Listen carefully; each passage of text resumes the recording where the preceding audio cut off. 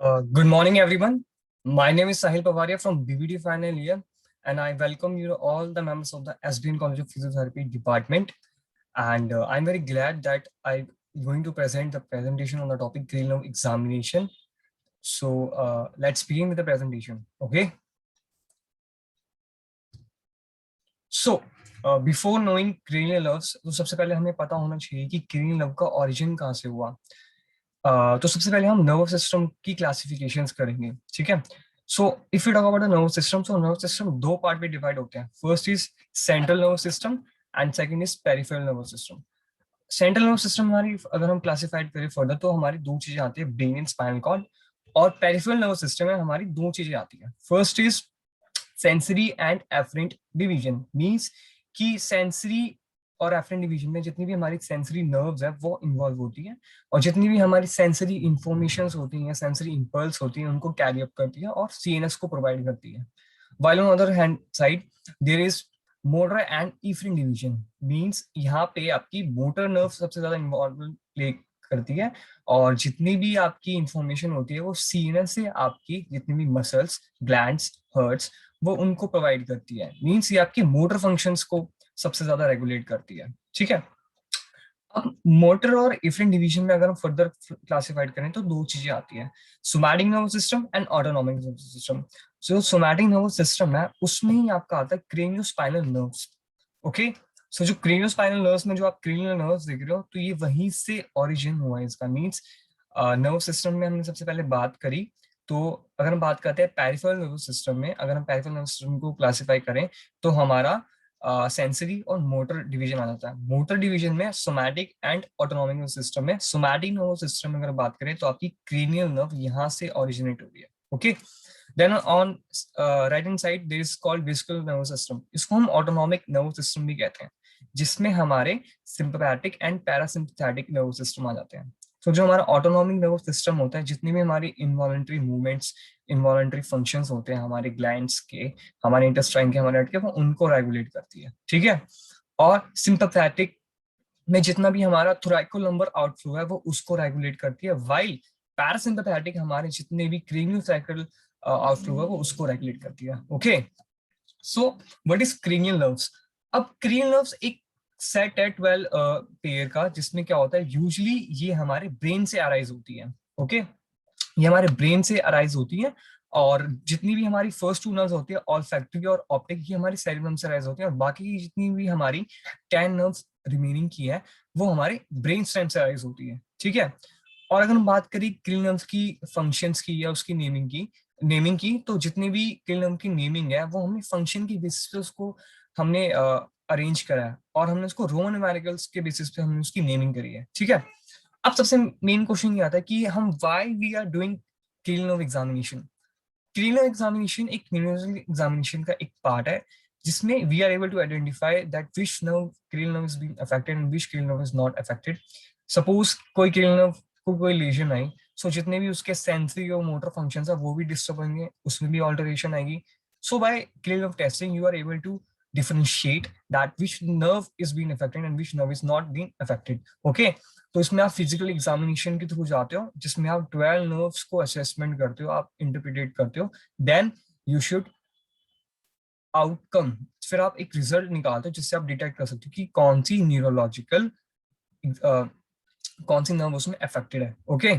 तो अब बात करते हैं हम क्रेनियल नर्व की. अगर हम कंपोजिशंस की बात करें तो दो टाइप की होती है, सेंसरी एंड मोटर. तो सेंसरी का मेन ये काम होता है कि इसमें आपकी सेंसरी नर्व्स इन्वॉल्व होती हैं. जितनी भी आपकी सेंसरी इंफॉर्मेशन होती है, मींस जितनी भी आपका सेंसरी स्टिमुलस है, वो सबसे पहले उसको रिसीव करेगी आपके स्किन से, आपके मसल से, देन वो ट्रांसमिट करेगी आपके सीएनएस ब्रेन में, ठीक है. तो सेंसरी क्रेनियल का मेन काम होता है कि जितना भी रिसीविंग फंक्शन होता है इसका, जितनी भी आपके इंपल्सेस होते हैं, सबसे पहले उसको रिसीव करेगी और सीएनएस को प्रोवाइड करेगी. While and second is motor. Mode का मेन काम होता है जितनी भी इंफॉर्मेशन है ये हमारे, इसका सेंडिंग फंक्शन होता है, मींस ये हमारे सीएनएस से इंफॉर्मेशन कैरी करती है, और जितने भी हमारे मसल ग्लैंड्स या पैरिक ऑफ द सिस्टम होता है उसको सेंड कर रही होती है. तो जितने भी हमारे मोटर मूवमेंट्स होते हैं, जितना भी हमारा मोटर कंट्रोल कोऑर्डिनेशन होता है, ये हमारा मोटर मींस हमारी इफरेंट नर्व्स कर रही होती है, ठीक है. और मिक्स में हमारी एफरेंट और इफेरेंट नर्व्स दोनों आ जाती हैं, जिसमें हमारे सेंसरी और मोटर फंक्शन दोनों आ जाते हैं। ठीक है, अगर हम बात करें 12 पेयर्स ऑफ क्रेनियल नर्व्स की, तो यहाँ पे 12 क्रेनियल नर्व्स आ जाती हैं। अगर आप गूगल आउट करोगे तो यहाँ पे बहुत सारे निमोनिक्स रहते हैं लर्निंग के लिए, so you can go through anyone. हम सीधा डायरेक्ट क्रेनियल नर्व्स की बात करते हैं। तो सबसे पहली नर्व होती है आपकी ऑल्फैक्टरी नर्व, जो कि एक सेंसरी नर्व है। ठीक है, और ये स्मेल के लिए रिस्पॉन्सिबल होती है। ठीक है, second is optic nerve, that is sensory, और ये हमारी विजन के लिए रिस्पॉन्सिबल होती है। थर्ड इज ऑक्यूलोमोटर नर्व, जो मोटर है और जितने भी हमारे आईबॉल की मसल्स होती है उसको सप्लाई करती है। अब अगर हम आईबॉल की एनाटॉमी की बात करें तो उसमें 6 मसल्स होती हैं। तो 6 मसल्स में सबसे पहले आती है आपकी superior rectus, inferior rectus, medial rectus, lateral rectus. So जितनी ये 4 मसल्स मैंने बताई हैं, superior rectus, inferior rectus, medial rectus and lateral rectus, ये सारी चारों जितनी मसल्स हैं ये सारी स्ट्रेट मसल्स हैं। मीन्स जितनी भी आपकी आईबॉल की स्ट्रेट मूवमेंट्स होती हैं ये 4 मसल्स कराती हैं। बाकी की rest 2 muscles are superior oblique and inferior oblique. ठीक है, ये जो ऑब्लिक मसल्स होती हैं ये ऑब्लिक मूवमेंट कराती हैं। ठीक है, आईबॉल का। ठीक है, then the fourth nerve is trochlear nerve, that is motor. तो जितनी भी आपकी आईबॉल की मसल्स होती हैं, आईबॉल की मसल्स होती हैं उसको सप्लाई करती है, मतलब उसके लिए रिस्पॉन्सिबल होती है। And the fifth is trigeminal nerve. जो ट्राइजेमिनल नर्व होती है वो एक मिक्स नर्व होती है। मींस अब इसके दो फंक्शन हो गए, सेंसरी भी मोटर भी। कैसे? जितने भी हमारे फेस और फोरहेड के सेंसरी इंफॉर्मेशन है, सबसे पहले वो वहां से इंफॉर्मेशन कलेक्ट करती है, देन ये इंफॉर्मेशन कलेक्ट कर सीनियर्स को प्रोवाइड करती है। तो ये तो हो गया इसका sensory function. Second is motor function. Motor function में क्या होता है, जो मैस्टिकेशन करते हो, जब आप फूड च्यू करते हो, फूड च्यू में आपकी 2 मसल्स इन्वॉल्व होती है। It's temporal and second is masseter. जो टेम्पोरल और मेसेटर मसल्स होती है ये आपकी च्यूइंग, जब आप फूड च्यू करते हो और मैस्टिकेशन के रिस्पॉन्सिबल होती है, तो ये आपकी मूवमेंट कराती है, trigeminal nerve. Okay, then the sixth is abducens nerve. तो जितनी भी आईबॉल की मूवमेंट होती है, ये मसल्स होती है, ये उसको सप्लाई करती है। ठीक है, and the seven is facial nerve, that is motor. तो जितने भी आपकी फेशियल एक्सप्रेशन होगी, जैसे फ्रंटालिस, बुसिनेटर्स, ठीक है, ऑर्बिलरिस, ऑक्यूलाई, ऑर्बिलरिस, ऑर्बी। ठीक है, तो जितने भी ये मसल्स हो गई, सो ये जितने भी फेशियल एक्सप्रेशंस हो गए ये उनके लिए होती है। And the eight is auditory nerve, that is sensory. अब ऑडिटरी नर्व इसके 2 पार्ट्स होते हैं। ठीक है, first is cochlear nerve and second is vestibular nerve. जो कॉक्लियर नर्व होती है ये हियरिंग के लिए रिस्पॉन्सिबल होती है, while the second nerve is vestibular nerve, जो हमारे बैलेंस और इक्विलिब्रियम के लिए रिस्पॉन्सिबल होती है। ठीक है, the ninth nerve is glossopharyngeal nerve. अब ये मिक्स नर्व है। तो जितने भी हमारे सेंसरी और मोटर फंक्शन होते हैं, जैसे कि टंग और फेरेंजियल मसल्स, ये उनकी इंफॉर्मेशन कलेक्ट करती है, सीनियर्स को भी प्रोवाइड करती है और इनकी मूवमेंट को भी इनिशिएट कराती है, मतलब इनकी मूवमेंट को भी रेगुलेशन कराती है। तो सेंसरी मोटर दोनों फंक्शन होते हैं। And the ten is vagus nerve. ये भी मिक्स है, मीन्स ये दोनों मोटर एंड सेंसरी फंक्शन कराती है, जो हमारी pharynx, लैरिंग्स, lungs, heart, stomach, intestine में जितनी भी हमारी सेंसरी और मोटर फंक्शन है, ये उसको रेगुलेट कराती है और रिस्पॉन्सिबल होती है। And the 11th one is accessory nerve. ये एक मोटर नर्व होती है जो 2 पार्ट्स में डिवाइड करती है। जो पहला पार्ट होता है वो वेगस नर्व के साथ कनेक्ट होता है और हमारे फेरिंग्स और लैरिंग्स को सप्लाई करता है। ठीक है, and the second part supply the sternocleidomastoid and trapezius muscles of the neck. ठीक है, and last is hypoglossal nerve. ये एक मोटर नर्व है जो हमारे टंग की मसल्स की, जितनी हमारी टंग की मूवमेंट्स होती है उसके लिए रिस्पॉन्सिबल होती है। Okay, so now we move through the cranial nerve examination. Now the first cranial nerve is olfactory, that is sensory nerve. Okay, so olfactory. अब जो olfactory nerve है ये रिस्पॉन्सिबल होती है सेंसेशन, स्मेल की सेंसेशन के लिए। जैसे कोई स्मेल, सो आप जो भी स्मेल अगर आप पेशेंट की टेस्ट करोगे तो आप कोई नॉन इरिटेटिंग वोलेटाइल ऑयल से लिक्विड का यूज करोगे। तो उसमें क्या होता है, sometimes you can use non irritating volatile because वो उसको इरिटेट ना करे, तो इसलिए you can use non irritating. So in this condition each nostril is examine, मतलब आप यूनिलेटरल और बायलेटरल दोनों नोस्ट्रिल की एग्जामिनेशन करते हो। अगर आप फर्स्ट नोस्ट्रिल की एग्जामिनेशन कर रहे हो, फॉर एग्जांपल यूनिलेटरल की, तो एक नोस्ट्रिल आप क्लोज करोगे और एक नोस्ट्रिल को आप ओपन करोगे जिसको आप टेस्ट कर रहे हो। ठीक है, और जब सब्सटेंसेस आप यूज करते हो यूजुअली मोस्ट कॉमनली जैसे क्लोव ऑयल हो गया, रोज वाटर हो गया, एसिडोफिडा हो गया, कॉफी पाउडर, तो आप इन सब्सटेंसेस का यूज करते हो। Okay, then purpose of the test.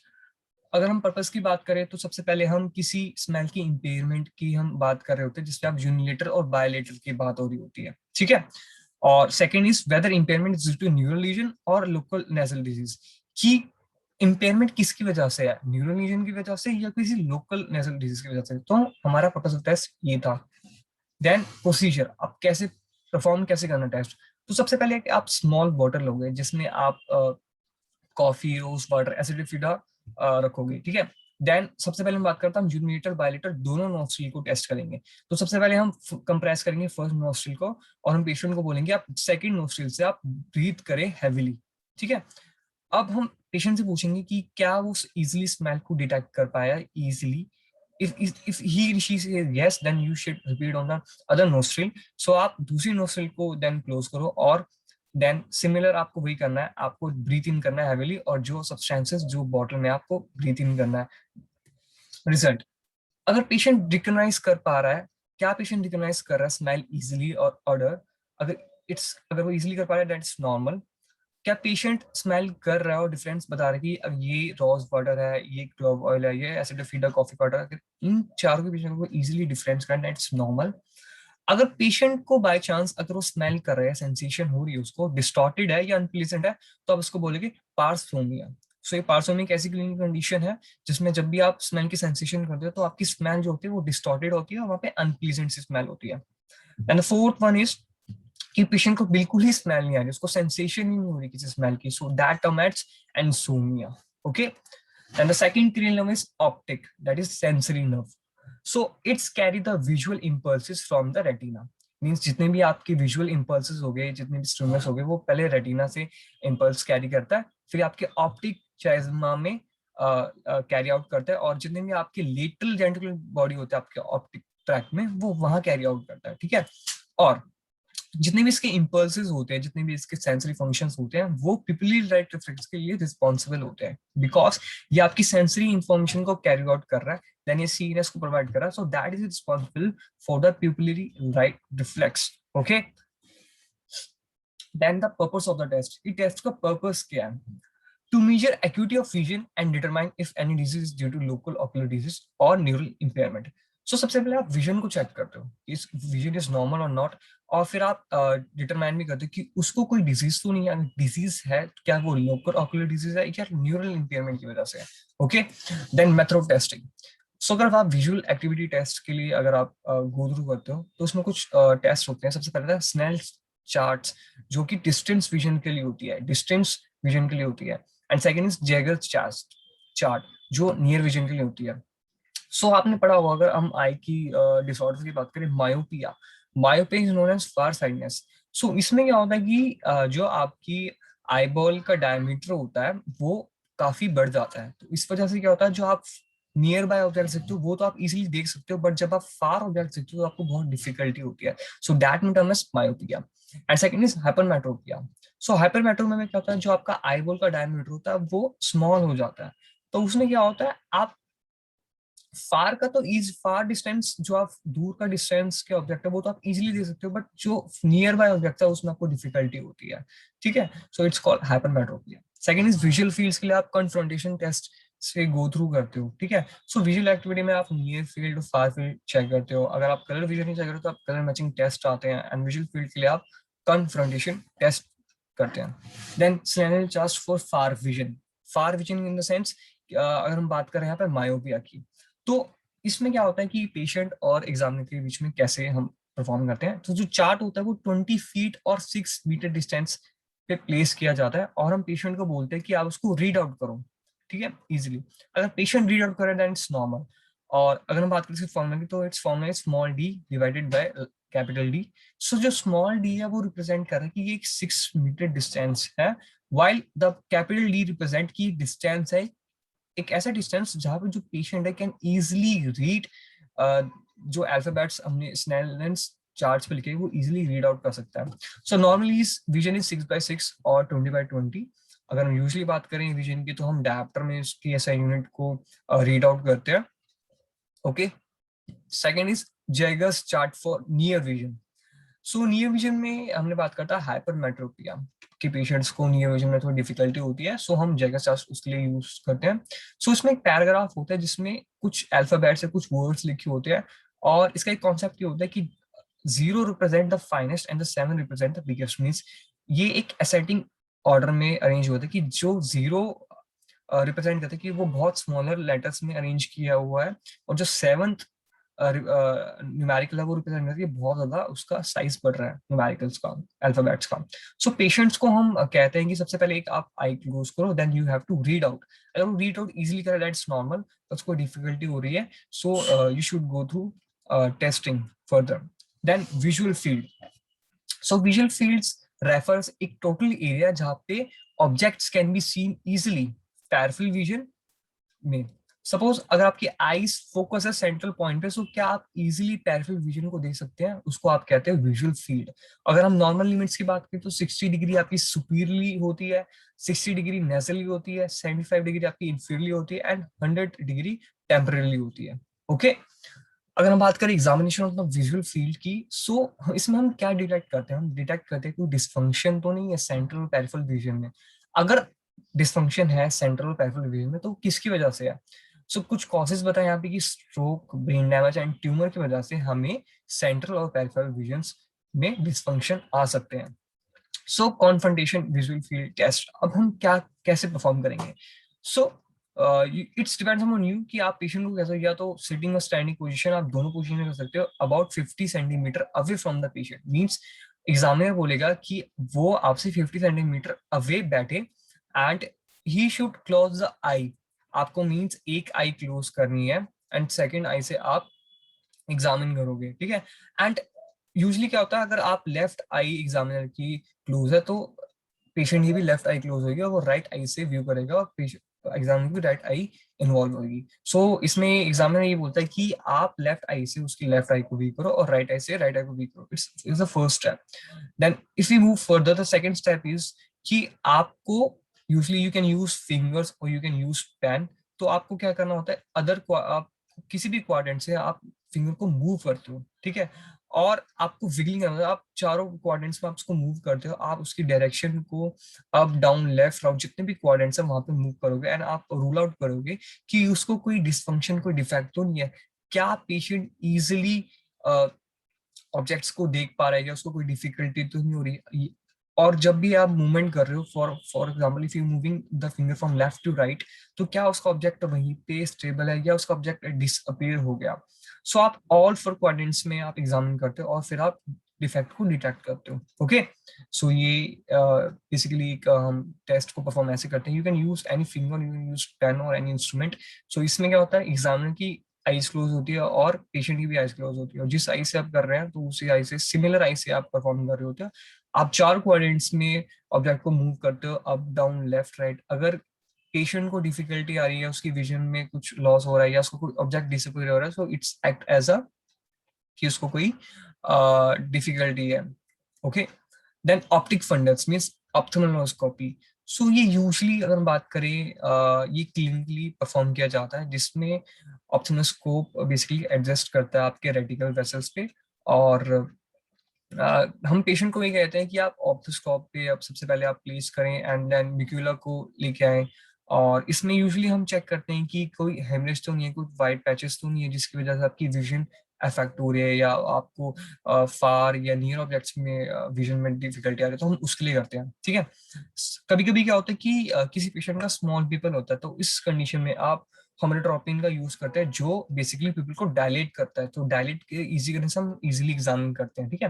अब हम पीपल की एग्जामिनेशन करेंगे, depends upon its size, its shape, its equality, reaction to light, reaction to accommodation. Okay, so usually क्या होता है, एक ऐसी कंडीशन होती है, सपोज किसी को ऑप्टिक नर्व लीजन है, सो हम टेस्ट करते हैं बोथ यूनिलेटरल और बायलेटरल। सपोज इस कंडीशन में पेशेंट की लेफ्ट साइड अफेक्टेड है, सो सबसे पहले आप टॉर्च प्लेस करेंगे और फोकस करेंगे उसकी आई की। अगर प्यूपिल कंस्ट्रिक्ट कर जाती है देन इट्स नॉर्मल। अगर प्यूपिल डायलेशन ही पोजीशन रहती है तो इट्स कंसीडर एज कि उसकी ऑप्टिक नर्व लीजन है। You can go through both unilateral bilateral, आप दोनों आईज में करोगे, ठीक है।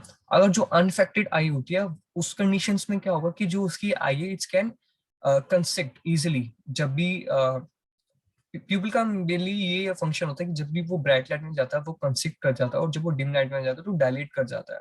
तो इसी कंडीशन में हम प्यूपिल टेस्ट करते हैं, ठीक है। देन इशारा कलर टेस्ट। सो इशियारा कलर टेस्ट एक कलर विजन टेस्ट होता है। यूजली क्या होता है, कभी कभी किसी पेशेंट्स को कलर डिफरेंशिएट करने में डिफिकल्टी आती है, सो जिनमें हम कलर ब्लाइंडनेस भी कहते हैं। So we can go through Ishihara colour test.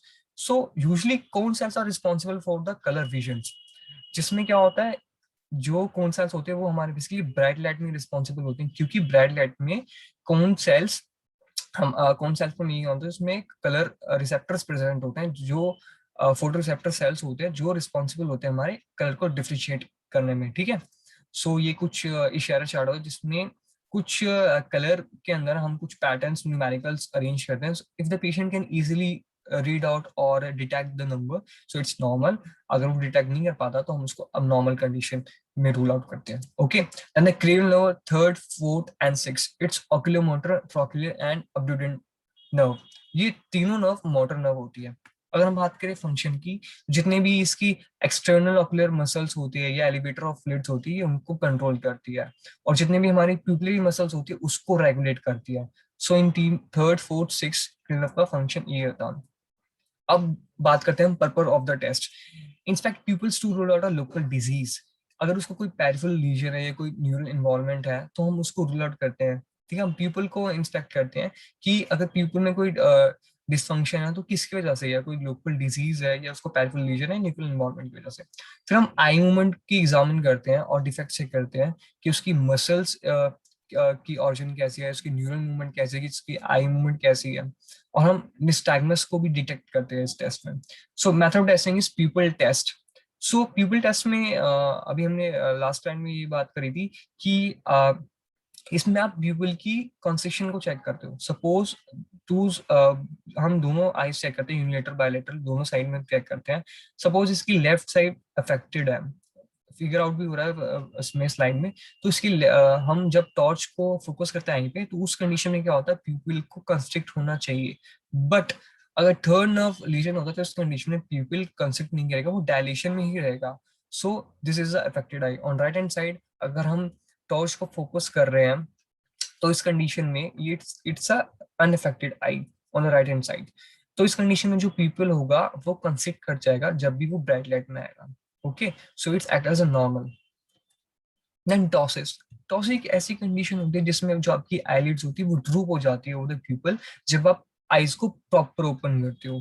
क्यों? क्योंकि इसमें लिबिटर पैल्पेब्रल मसल्स होती हैं जो स्केलेटन और स्मूथ मसल्स दोनों को कंट्रोल करके रखती है। और समटाइम्स यूजली क्या होता है कि थर्ड नर्व पाल्सी की वजह से यहाँ पे हमारे टॉसिस के चांसेस बढ़ जाते हैं, okay. Then extensive muscles of the eye. Usually eye की 6 मसल्स होती है, superior rectus, inferior rectus, medial rectus, lateral rectus, inferior oblique and superior oblique. जो सुपीरियर रेक्टस होती है वो हमारी आई बॉल को अपवर्डली मूव कराती है, इंफीरियर रेक्टस हमारी आई बॉल को डाउनवर्ड मूव कराती है, जो मीडियल रेक्टस है वो इनवर्ड मूव कराती है, लेटरल रेक्टस आउटवर्ड मूव कराती है। जो हमारी फर्स्ट 4 मसल्स हैं, superior, inferior, medial, lateral rectus, these are the straight muscles. जो जितनी भी हमारी आई बॉल की स्ट्रेट मूवमेंट्स हैं ये 4 मसल्स कराती हैं। And the fifth, sixth is inferior oblique and superior oblique. These are the oblique muscles जो oblique movements कराती है। तो जो हमारी inferior oblique muscle है वो हमारी आई बॉल को अप और आउटवर्ड मूव कराएगी, और जो superior oblique है वो आई को डाउन और आउटवर्ड मूव कराएगी, okay. Then ocular movement test. इस कंडीशन में क्या होता है, एग्जामिनर बेसिकली पेशेंट को कहता है कि उसकी हेड को स्टडी करता है, रेस्टिंग पोजीशन में करता है, एंड देन वो फिगर आउट करता है। The examiner can use both fingers और पैन। तो इस कंडीशन में वो ऑब्जर्व करता है आईज की movements in terms of horizontal और वर्टिकल डायरेक्शन। वो हर क्वाड्रेंट्स में, हर डायरेक्शन में मूवमेंट चेक करता है कि आई की कितनी मूवमेंट है, क्या आई की लिमिटेशंस तो नहीं है, या कोई कंस्ट्रक्शन या कोई रिस्ट्रिक्टेड मूवमेंट तो नहीं है। तो हर 6 डायरेक्शन में वो आई की मूवमेंट चेक करेगा, ओके। अगर जहाँ पे मूवमेंट रिस्ट्रिक्शन नजर आ रहे हैं तो वहां पे मे बी नर्व लीजन हो सकता है या मसल वीकनेस हो सकता है।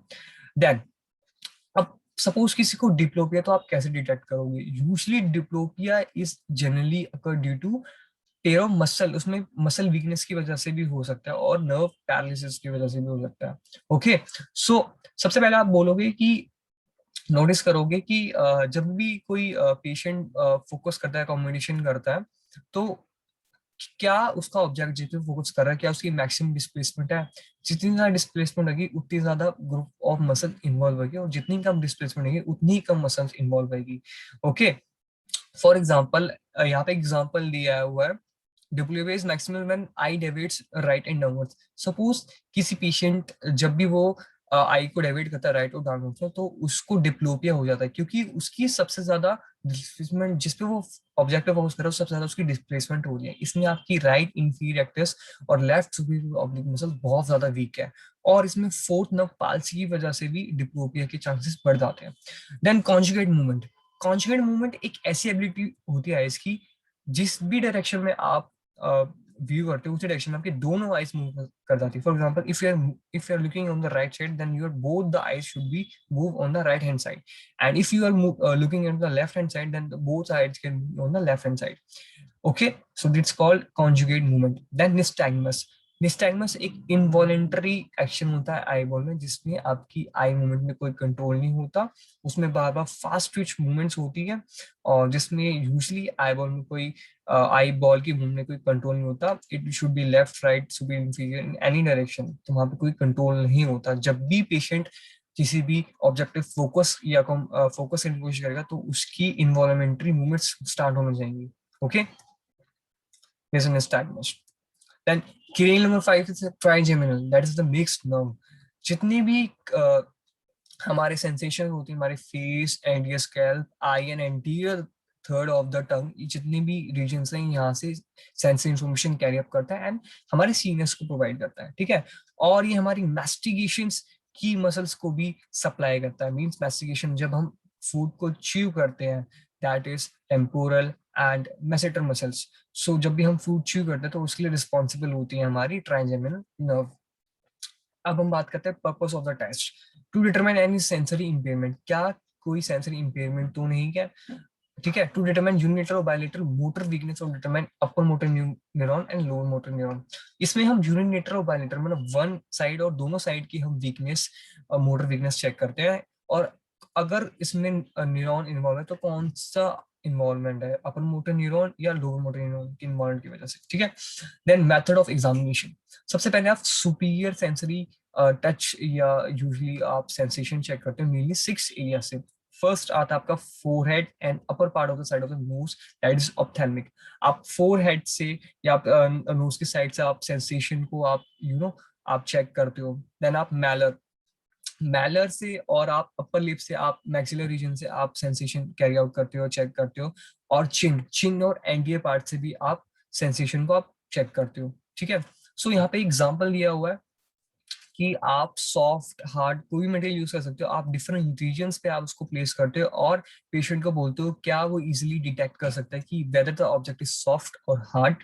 और हम इसमें सेंसेशन चेक करते हैं, हम टेम्परेचर चेक करते हैं। समटाइम पेशेंट को टिंगलिंग पिन प्रिक सेंसेशन होती है, that's tingling and pingling sensation, that's called paresthesiasis, जिसमें आपको टिंगलिंग एंड पिंगलिंग सेंसेशन होती है। ओके, सो आप मैक्सिला ऑप्थेल्मिक मैंडिबल रीजन से आप सेंसेशन चेक करते हो।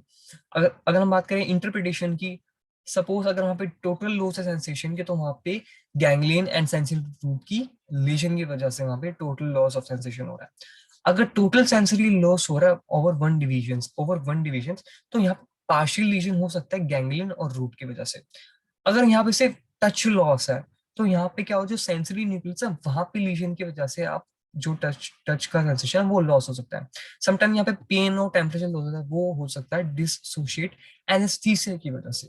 Okay, then corneal reflex. Corneal reflex बहुत ही सेंसिटिव रिफ्लेक्स है। हम इसमें क्या कहते हैं कि कॉटन पीस हम यूजली कैरी आउट करते हैं और उससे हम चेक करते हैं। इसमें हम बायलेटरल ब्लिंक चेक करते हैं, बायलेटरल इन सेंस हम दोनों आईज की ब्लिंकिंग चेक करते हैं।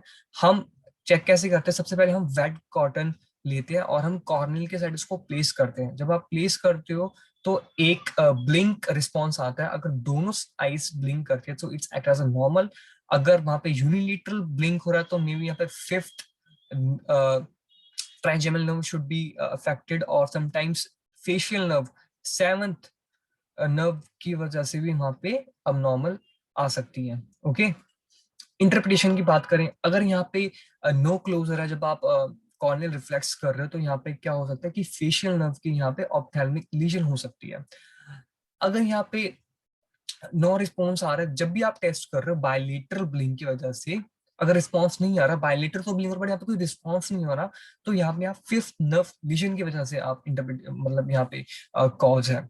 अगर यहाँ पे रिस्पॉन्स नहीं आ रहा बोथ साइड्स, तो इट मीन्स यहाँ पे सेवंथ नर्व लीजन की वजह से, मतलब मीन्स यहाँ पे बायलेटरल रिस्पॉन्स नहीं आ रहा है, मतलब कि यहाँ पे जब आप कॉर्नियल फ्लेक्स कर रहे हो तो वहां पे ब्लिंकिंग हो रहा, नॉट इन लेफ्ट और both sides. Then motor assessment की बात करें तो मसल ऑफ मैस्टिकेशन में बताया टेम्पोरल और हमारी मैसेटर मसल रिस्पॉन्सिबल होती है। तो हम मोटर असेसमेंट कैसे करेंगे?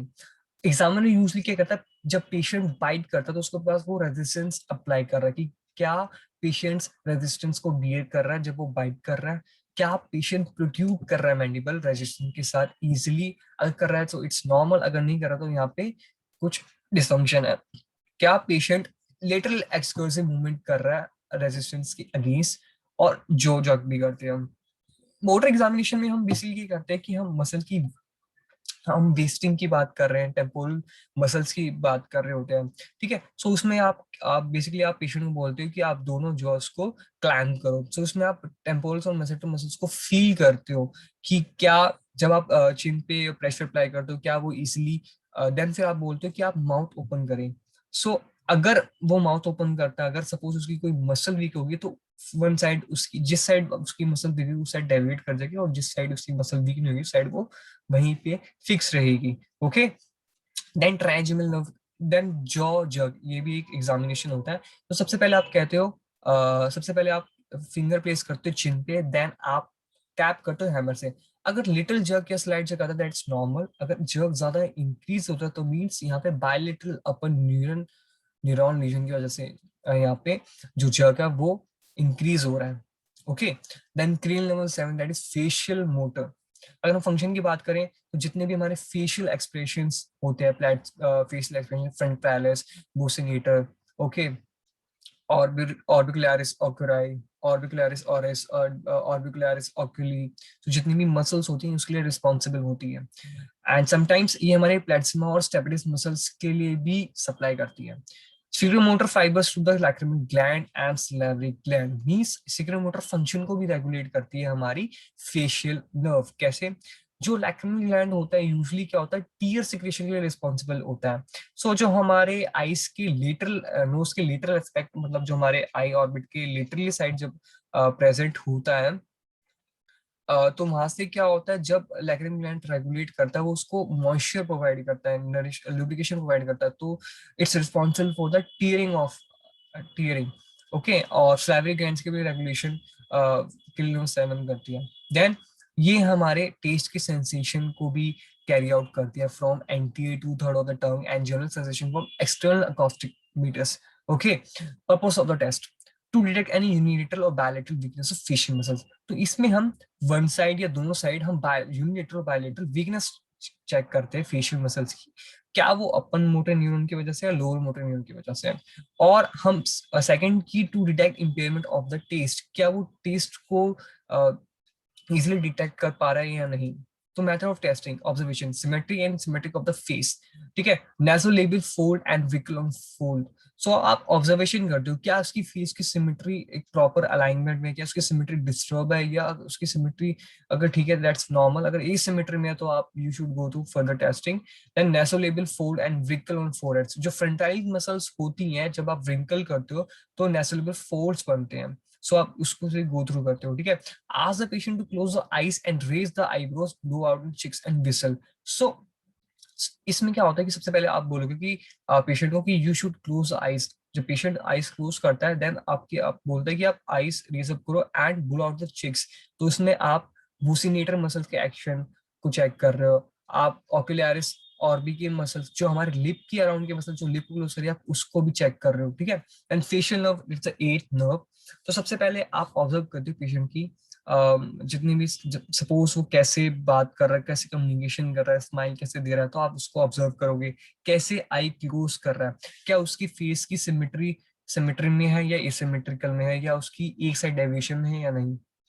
देन फ्रंटाइल्स मसल्स, फिर आप कुछ पेशेंट को इंस्ट्रक्ट करोगी कि आप फोरहेड को मतलब रिंकल्स फोर्स लाओ, मींस फ्रंटाइल मसल से आप क्या करते हो, ऊपर देखो तो हमारा जो फोरहेड है वो व्रिंकल करेगा।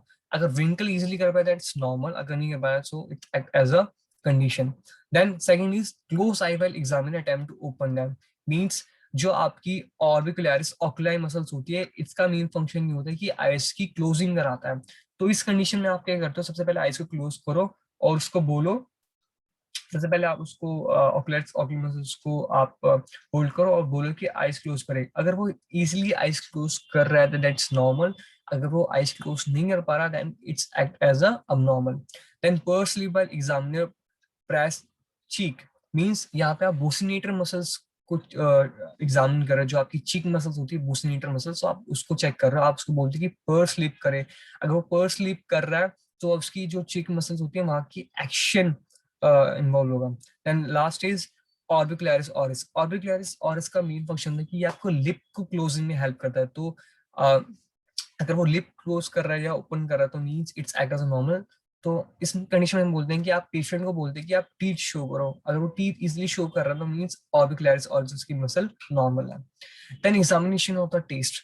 सो यूजुअली चार टाइप के टेस्ट होते हैं, sweet, salt, sour and bitter, that can be carried out by using आप सॉल्ट से, शुगर से, विनेगर से, किसी से भी आप चेकआउट कर सकते हो। यूजुअली स्वीट हमारे टंग के टिप्स पे हम यूजुअली, हमारे टंग में ना बहुत सारे एरियाज होते हैं, जोन्स होते हैं जहाँ से हम डिटेक्ट कर सकते हैं कि कौन सा टेस्ट है। स्वीट हमारे बेसिकली टिप पे प्रेजेंट होता है एंड बिटर हमारे बिल्कुल बैक साइड पे प्रेजेंट होता है। जो हमारा सोल्ट होता है वो हमारा फ्रंट एज पे प्रेजेंट होता है और जो हमारा सोर टेस्ट होता है हमारा बैक एज पे प्रेजेंट होता है। Okay, then the side of the tongue is motion by the test substance. आप कोई भी सब्सटेंस यूज कर सकते हो, विनेगर, सॉल्ट, शुगर। सो जब आप उसको टंग पे रखते हो, क्या टंग उसको मॉइस्चर्स करे, क्या उसकी सिक्रीशंस एक्टिव है, सो आप उसको ये एग्जामिन करते हो। Then ask a patient to get a test by pointing, आप बहुत सारी सब्सटेंस दे सकते हो। फॉर एग्जांपल आप उसको शुगर दे रहे हो, आप उसको टार्टेरिक एसिड दे रहे हो, इस कंडीशन में आप स्वीट भी दे रहे हो, आप उसमें सोर भी दे रहे हो, आप सॉल्ट भी दे रहे हो। तो इस कंडीशन में आप सिक्रेशन चेक कर सकते हो कि पेशेंट क्या इजीली रूल आउट कर सकते हैं कि कौन सा सब्सटेंस का क्या टेस्ट है। सो आप इसमें चेक कर सकते हो। और यूजली अगर आपको टेस्ट परफॉर्म करना है, सबसे पहले आप टंग को प्रोट्रूड करोगे, देन आप टिप पे रखोगे, then you should go to further testing. Then serial motor function. Usually क्या होता है कि जो हमारा क्लीनिंग ऑफ आई, हमारा लैक्रिमल ग्लैंड इज रिस्पॉन्सिबल, जितनी भी हमारे टीयर्स होते हैं वो हमारा लैक्रिमल ग्लैंड रिस्पॉन्सिबल होता है। तो इस कंडीशन को चेक करने के लिए हम अमोनिया देते हैं, because ammonia is a irritable substance जो पंजेंट भी है। जब आप उसको स्मेलिंग करोगे तो उसकी वजह से आपके टीयर्स आएंगे। तो you should go through to detect whether the lacrimal gland is normal और नॉट। सो इस कंडीशन में आप टीयरिंग ऑफ आई को चेक करते हो। Then second is the flow of saliva can be tested by keeping a spicy substance in a tongue, and the tip is raised to observe the submaxillary saliva flow. Means sometimes अगर आप saliva के secretion को check करना चाहते हो तो आप कुछ स्पाइसी सब्सटेंस उसकी टंग की टिप पर रख दो। अगर अगर सिक्रीशन नॉर्मल है तो जब आप जो सब्सटेंस, जो स्पाइसी सब्सटेंस रखा है तो वो सिक्रीशन उसका स्टार्ट होने लगेगा और रेगुलेशन होगा, तो इट एक्ट नॉर्मल। अगर सिक्रीशन ठीक है दैट्स नॉर्मल, अगर सिक्रीशन नहीं सो इट एक्ट एज अब नॉर्मल। रिफ्लेक्सेस, कॉर्नर रिफ्लेक्सेस हमने ऑलरेडी पढ़ लिया। नेसोपैल्वियल रिफ्लेक्स। सो नेसोपैल्वियल रिफ्लेक्स में आप क्या करते हो, यूजुअली आप हैमर लेते हो और नेसोपैल्वियल रिफ्लेक्स पे आप बेसिकली टैप करते हो। सो जब आप टैप करते हो तो आपकी दोनों आईज क्लोज हो जाती हैं। अगर ये टेस्ट आपका नॉर्मल है so it act as normal, अगर आपकी बायलिटरल आईज क्लोज नहीं हो रही so it act abnormal. Usually क्या होता है, बेल पाल्सी में जो भी साइड अफेक्टेड होती है वहां की आइज क्लोज नहीं हो पाती, so mean sometimes there is a unilateral side is also affected in the case of Bell palsy. Then cranial nerve 8 is vestibulocochlear nerve, that is sensory nerve. अगर हम बात करें फंक्शन की तो जितने भी हमारे साउंड के इम्पल्सेस होते हैं ये इनको कैरी आउट करती है और ये हमारे cochlear nucleus in the pons को इंफॉर्मेशन प्रोवाइड करती है। ठीक है, और जितना भी हमारा बैलेंस, कोऑर्डिनेशन, इक्विलिब्रियम है उसको भी कंट्रोल करती है वेस्टिबुलर नर्व। ओके, देन अगर हम टेस्ट की पर्पस की बात करें तो सबसे पहले हम चेक करते हैं कि डीफनेस तो नहीं है। अगर डीफनेस है, क्या है वो बायलेटरल है या यूनिलेटरल है, हम वो भी चेक आउट करते हैं। Whether the deafness due to disease, क्या डीफनेस डिसीज की वजह से है या किसी मिडल ईयर और कॉक्लियर नर्व की इंजरी या लीजन्स की वजह से है। ठीक है। Third is to determine the disturbance of vestibular function. So test of hearing, सबसे पहले सबसे नॉर्मल टेस्ट होता है कि सबसे पहले आप पेशेंट को बोलो एग्जामिनर के सामने बैठे, and then you should whisper, you should rub the fingers, ठीक है, टुवर्ड्स द ईयर। अगर पेशेंट इजीली डिटेक्ट कर सकता है sound, that what the sound is being whisper in the ear, so it act as a normal. अगर वो sound को नहीं एग्जामिन कर पा रहा या नहीं सेंसेशन उसको आ रही, so it act as a abnormal. So then there's a special test called Rhine's test. So इसमें क्या होता है, आप सबसे पहले आप ट्यूनिंग फोकस स्ट्राइक करते हो, देन आप एक्सटर्नल मीटर्स पे रखते हो, एंड देन आप उसको बोलते हो हियर करें। ठीक है। Then place on mastoid process and ask if she hear. ठीक है। सो इस यूजुअली राइंग टेस्ट में क्या होता है, सबसे जो ट्यूनिंग फोक होता है, सबसे पहले आप उसको स्ट्राइक करते हो, देन वाइब्रेशन होती है। सबसे पहले आप मेस्टॉइड प्रोसेस पे प्लेस करते हो और देन आप एक्सटर्नल मीटर्स के सामने जाते हो। अगर पेशेंट बोलता है कि जब ट्यूनिंग फोक एक्सटर्नल मीटर से पास आया और उसको साउंड इजिली ऑडिबल हो रही है, so it act as a normal. Sometimes एक कंडीशन होती है, सपोज सबसे पहले उसने ट्यूनिंग फोकस स्ट्राइक करा, उसने एक्सटर्नल मीटर्स पे उसने सबसे पहले मेस्टॉइड प्रोसेस पे रखा एंड देन एक्सटर्नल मीटर्स पे रखा। देन आप पेशेंट से पूछो कि आपको किस में साउंड सबसे ज्यादा लाउड सुनाई दी। अगर वो कहता है कि उसको मेस्टॉइड प्रोसेस पे सुनाई दी, so it may terms as conductive deafness. Conductive deafness एक ऐसी कंडीशन होती है जिसपे जब आप मेस्टॉइड प्रोसेस पे रखते हो उसको साउंड सबसे ज्यादा लाउड सुनाई देती है। अगर नर्व डिफरेंस हो गया तो अगर आप दोनों साइड गया तो आप मेस्टोइड प्रोसेस पे रखिए, आप एक्सटर्नल मीटर्स के सामने रखिए, उसको दोनों कंडीशन में कोई भी साउंड सेंसेशन नहीं होगा, उसको हियरिंग नहीं होगी, so that's called nerve difference. ठीक है। Then there is another test called Weber test. So Weber test में क्या होता है कि सबसे पहले आप ट्यूनिंग फोर्क को स्ट्राइक करते हैं, देन आप वर्टेक्स पे प्लेस करते हैं। Okay. Then ask a patient that and then आप पेशेंट से पूछते हो क्या वो साउंड को इजीली हियर कर पा रहे हैं या नहीं। ठीक है। अगर नर्व डीफनेस होगी तो साउंड, ठीक है। सो Weber test, so Weber test में आप क्या करते हो, पहले आप ट्यूनिंग फोकस स्ट्राइक करते हो ना, वर्टेक्स से प्लेस करते हो। अगर नॉर्मल हियरिंग होगी तो उसको दोनों ईयर में इक्वल साउंड हियर होंगी। ओके। अगर कंडक्टिव डिफरेंस होगी तो उस कंडीशन में उसको सबसे ज्यादा साउंड अफेक्टेड ईयर में, जो सबसे ज्यादा उसका अफेक्टेड ईयर है जिसमें आपको लग रहा है कि उसकी डिफनेस के चांसेस ज्यादा, तो उसको सबसे ज्यादा साउंड वहां पे आएगी in case of conductive deafness. And third is nerve deafness. Nerve deafness में जो उसका नॉर्मल है उसको सबसे ज्यादा वहां पे साउंड लाउड सुनेगी, तो इट्स कॉल्ड नर्व डिफनेस। ठीक है। And test of vestibular function.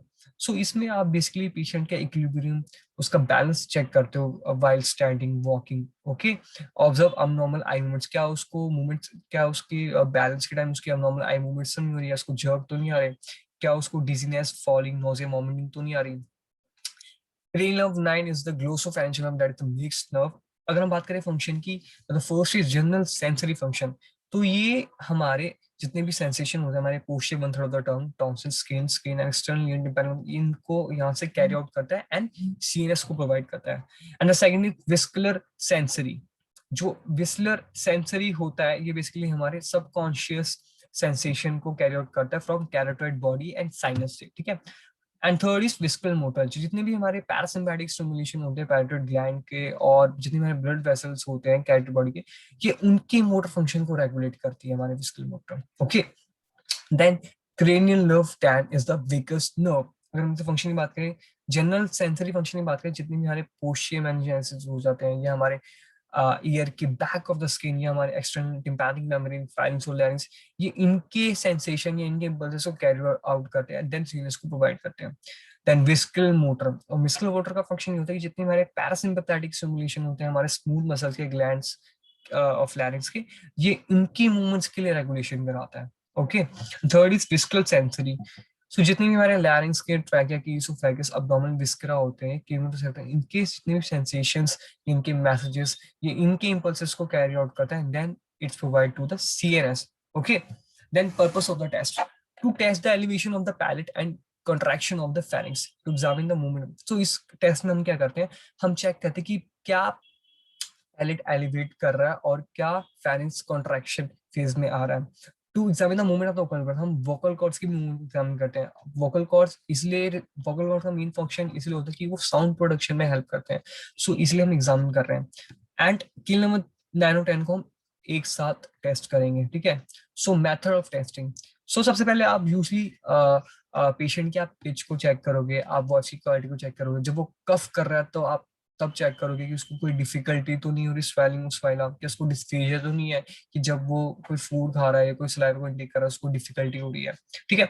Then second step is कि आपको बोलना है कि जब पेशेंट सबसे पहले अपने माउथ को ओपन करे, ओके, और कुछ मोमेंट्स के बाद उसको बोलना है जब वो ब्रीथ आउट करे तब वो आ बोले, एंड जब ब्रीथ इन करे तो वो अ बोले। तो इस कंडीशन में जो आपका पैलेट होगा वो symmetrically upward and backwards direction में जाएगा, so it act as a normal reflex.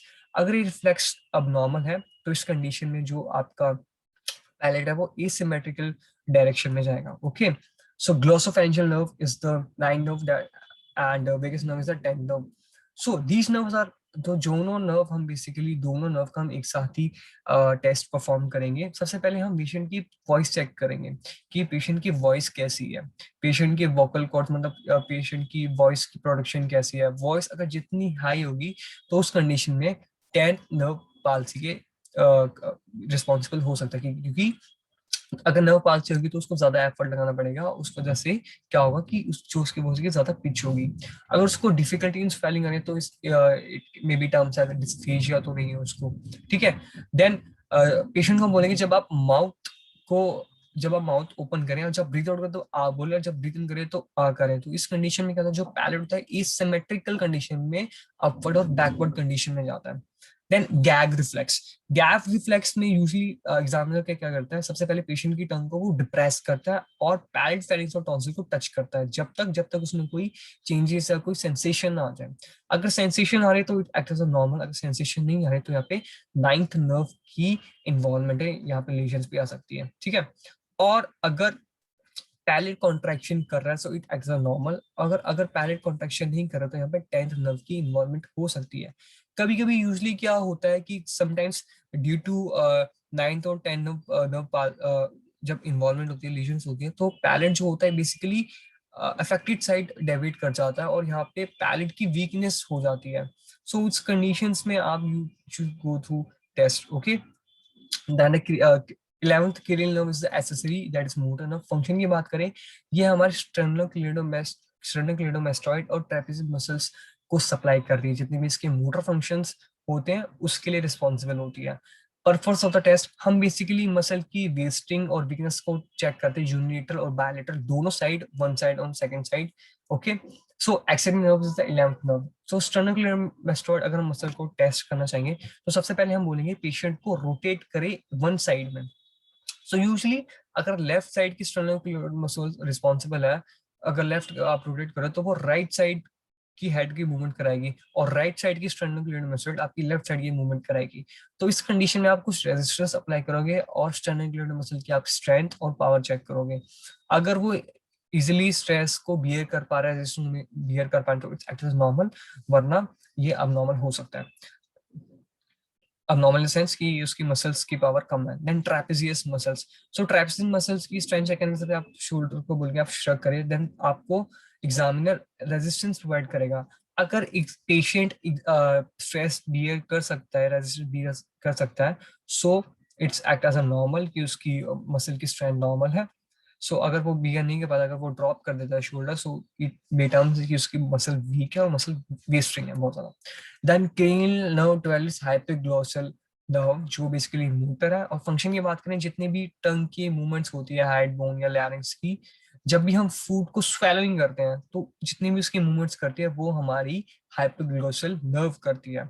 और ये हमारी थर्ड और फोर्थ एक्सटेंसेस जो मसल थे को उसको सप्लाई करती है, जितनी भी उसकी मोटर मूवमेंट्स होती है उसके लिए रिस्पॉन्सिबल होती है, और एक्सटेंसिव मसल्स के लिए भी रिस्पॉन्सिबल होती है। सो पर्पस ऑफ टेस्ट, अगर इसमें हम सबसे पहले हम टंग की सरफेस को इंस्पेक्ट करते हैं, ठीक है। हम बेसिकली टंग की मसल्स की वेस्ट चेक करते हैं कि क्या टंग की मसल में वेस्टिंग है, वीकनेस है, क्या वो एक साइड एविड है या दोनों साइड एविड है। हम एक साइड डेविएशन है या उसकी इनवॉलंटरी मूवमेंट्स है, और हम वॉलंटरी मसल कंट्रोल भी देखते हैं टंग का, ठीक है। फिर हम मेथड टेस्टिंग की बात करें, सबसे पहले हम पेशेंट को बोलते हैं कि आप टंग को प्रोट्रूड करो, मतलब टंग को फॉरवर्ड निकालें। तो सबसे पहले हम चार चीजें देखते हैं कि क्या टंग का साइज रिड्यूस तो नहीं हो गया अफेक्टेड साइड की वजह से, क्या जो टंग है उसमें व्रिंगिंग तो नहीं आ गई ड्यू टू अफेक्टेड साइड, क्या उसमें, क्या टंग में रिस्ट्रिक्शन आ रही है जब वो टंग प्रोट्रूड कर रहा है, जब टंग को बाहर निकल रहा है, क्या उसमें टंग बाहर कम प्रोड्यूशन हो रही है या एक साइड ही डेविएशन है। तो हाइपोग्लोसल नर्व, 12th नर्व, आज पेशेंट टू ओपन माउथ, इस कंडीशन में हम बोलते हैं कि पेशेंट को कि वो माउथ ओपन करे और देन हम टंग को इंस्पेक्ट करते हैं। यूजली हम बेसिकली अट्रॉपी चेक करते हैं, हम उसकी फोल्ड्स, हम मसल वेस्टिंग, हम ब्रिगलिंग, सारे मूवमेंट चेक करते हैं। यूजली अगर नॉर्मल टंग होगी तो वो इजीली प्रोट्रूड कर पाएगी और उसकी डेविएशन दोनों साइड इजीली हो जाएगी। बट समटाइम्स अगर 12 नर्व की कोई इन्वॉल्वमेंट या कोई लेशन होती है तो उसकी वजह से क्या होता है, कभी कभी जो टंग की मसल्स होती है वो एक साइड की डेविएट हो जाती है, उसको डिफिकल्टी होती है मूवमेंट करने में, और समटाइम्स यहाँ पे फेशियल वीकनेस भी होता है। तो इस कंडीशन में जो टंग होता है वो प्रोट्रूड नहीं कर पाता as compare to normal production. Okay, और समटाइम्स कभी कभी उसको dysarthria means difficulty in swelling भी हो जाती है। सो थैंक, अगर बात करें हम सोर्स ऑफ इंफॉर्मेशन की, तो मैंने ग्लैडी लिंक से, शेयर, विकिपीडिया, गूगल, यूट्यूब से सोर्स लिया है। And thank you for watching, and the group members of clean examinations are the listed below. I hope you should enjoy it. Thank you so much. Thank you.